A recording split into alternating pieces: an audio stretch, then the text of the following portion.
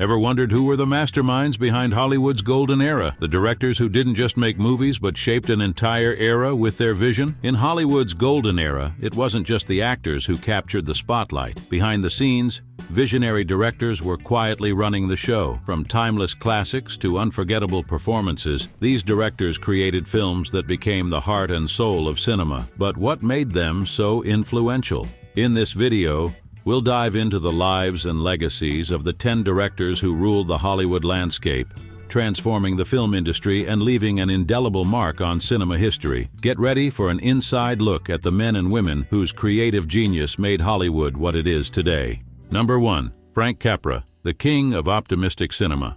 When you think of the classic feel-good American film, Frank Capra's name often comes to mind. He was a master at creating films that focused on the triumph of the underdog and the inherent goodness of ordinary people. His most famous films include It's a Wonderful Life, 1946, Mr. Deeds Goes to Town, 1936, and You Can't Take It With You, 1938. Capra's films were known for their optimism, heart, and the belief that people could rise above their circumstances. He had a unique ability to mix comedy with drama, often weaving moral lessons into his stories. It's a Wonderful Life is a prime example, portraying George Bailey's life as a testament to the power of human kindness and the far-reaching effects of one person's choices. While it wasn't initially a box office success, the film became a holiday classic and cemented Capra's legacy as one of Hollywood's great directors. Capra's work resonated with audiences because it spoke to universal themes of hope, integrity, and the importance of community. But what made Capra's storytelling so impactful? Was it the heartfelt performances, the inspiring messages, or something deeper in the way he portrayed humanity? Number 2. John Ford, the Maestro of Westerns. John Ford is widely regarded as one of the greatest directors of the American Western genre. His films captured the rugged beauty of the American frontier, weaving stories about honor, loyalty, and the struggles of settlers and cowboys in a rapidly changing world. Ford's most notable works include Stagecoach, 1939, The Searchers, 1956, and The Grapes of Wrath, 1940. Ford's westerns are more than just action-packed adventures. They are deeply rooted in the exploration of the human condition. The Searchers, for example, is often hailed as one of the greatest western films ever made, not only for its compelling story, but for its complex portrayal of its main character, Ethan Edwards, played by John Wayne. Edwards is a flawed and often troubling figure, embodying themes of racism, revenge, and redemption that made Ford's films much more than typical genre fare. Ford's use of the landscape was also groundbreaking. He made sweeping, majestic shots of the American West, often featuring vast deserts, towering mountains, and expansive plains that served as both setting and character in his films. But what was it about Ford's ability to capture the soul of the West that made his westerns so enduring?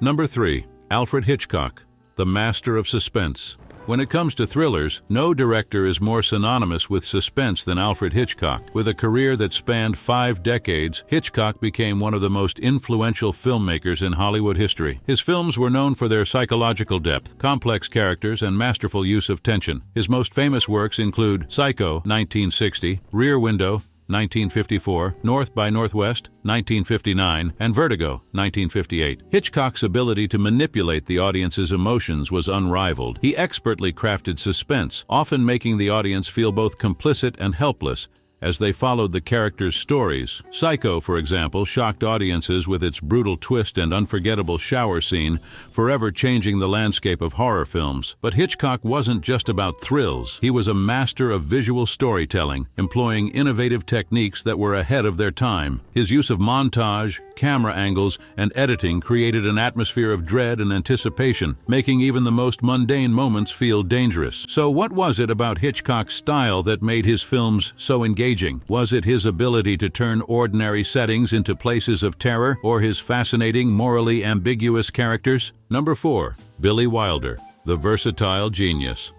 Billy Wilder was one of the most versatile directors of Hollywood's golden era, seamlessly moving between genres like comedy, drama, and noir. His career spanned from the 1930s to the 1970s, but it was his work during the 1940s and 1950s that solidified his place in Hollywood history. Wilder's most famous films include Some Like It Hot, 1959, Double Indemnity, 1944, and Sunset Boulevard, 1950. Wilder's films were marked by sharp wit, biting social commentary, and a knack for creating complex, multi-dimensional characters. Double Indemnity is often regarded as one of the greatest film noirs ever made, with its tight script, intense performances, and its exploration of greed and betrayal. On the other hand, Some Like It Hot is considered one of the greatest comedies in cinema history, thanks to its hilarious performances, clever dialogue, and daring exploration of gender roles. What made Wilder such a great director was his ability to adapt and master different genres while maintaining a consistent quality of storytelling. Whether he was exploring dark moral dilemmas or making audiences laugh, his films were always smart, entertaining, and emotionally resonant. Number 5. Orson Welles, the revolutionary visionary. Orson Welles is often remembered for his groundbreaking work in cinema, particularly his directorial debut, Citizen Kane, 1941. Welles's innovative use of narrative structure, deep focus cinematography, and non-linear storytelling set a new standard for filmmaking and influenced generations of filmmakers. Citizen Kane tells the story of Charles Foster Kane, a wealthy newspaper magnate whose life is examined through the eyes of the people who knew him. The film's complex narrative, which jumps back and forth in time, was revolutionary for its time. Welles's use of deep focus cinematography, where both the foreground and background are in sharp focus, allowed him to create visually dynamic compositions that added depth and meaning to the story. Welles's films were often marked by a sense of complexity and ambiguity. His characters were often larger-than-life figures with deep flaws, and his narratives didn't always provide easy answers. While Citizen Kane is considered his masterpiece, Welles's other films like The Magnificent Ambersons, 1942, and Touch of Evil, 1958, also showcase his unique ability to push the boundaries of conventional storytelling. What made Welles so revolutionary? Was it his willingness to experiment with cinematic techniques, or his audacious approach to storytelling that made him stand out in Hollywood? Number 6. William Wyler, the director of intensity.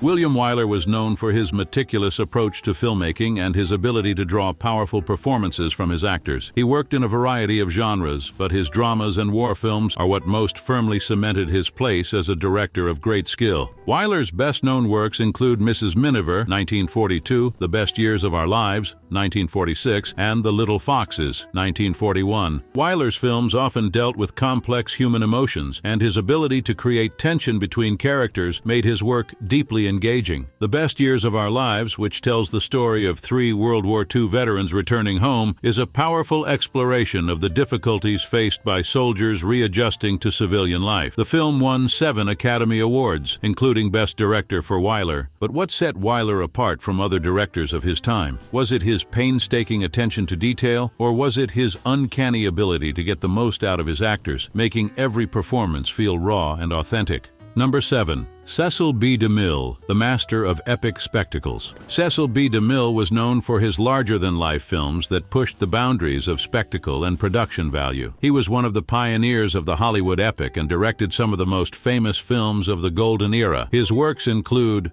The Ten Commandments, 1956, Samson and Delilah, 1949, and The Greatest Show on Earth, 1952. DeMille's films were characterized by their grand scale, dramatic storytelling, and bold visual style. He was known for creating films that were both emotionally engaging and visually stunning, often using elaborate sets and special effects to bring his stories to life. The Ten Commandments is perhaps his most famous film, a biblical epic that remains one of the highest-grossing films of all time. DeMille's ability to create films that combined action, drama, and spectacle made him a pioneer in the film industry. His legacy as a director who elevated the epic genre continues to influence filmmakers today. Number 8. George Cukor, the director of sophisticated drama and comedy.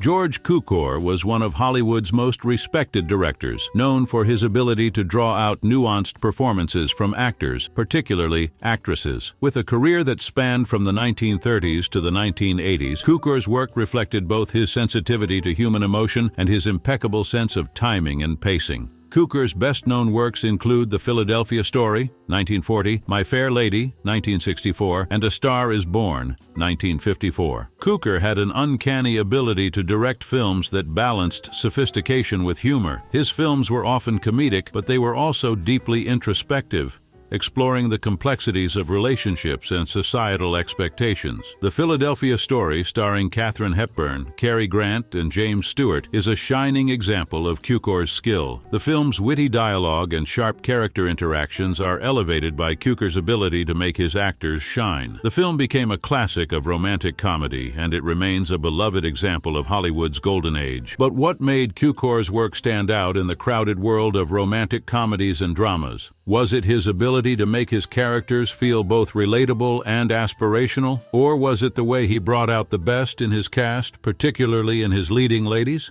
Number 9. Victor Fleming, a director who defined classic adventures. Victor Fleming's career spanned several decades, and while his work includes many genres, it is his contribution to both adventure and drama that solidified his place in Hollywood history. He is perhaps best known for directing two of the most iconic films of the Golden Era, The Wizard of Oz, 1939, and Gone with the Wind, 1939. Fleming's work was marked by its grand scope and its focus on spectacle. The Wizard of Oz, a film about a young girl's journey to the fantastical land of Oz, became a cultural touchstone. Its innovative use of Technicolor and the unforgettable performances of Judy Garland and the rest of the cast left an indelible mark on American cinema. Similarly, Gone with the Wind, based on Margaret Mitchell's novel, remains one of the most significant and influential films ever made. Fleming's direction brought to life the story of Scarlett O'Hara and the tumultuous South during and after the Civil War. Its breathtaking cinematography, combined with performances from Clark Gable and Vivien Leigh, created a timeless epic. Fleming's ability to balance sweeping epics with intimate character studies made him a master of the classic adventure genre. But what was it about his approach to these large-scale films that made them so enduring?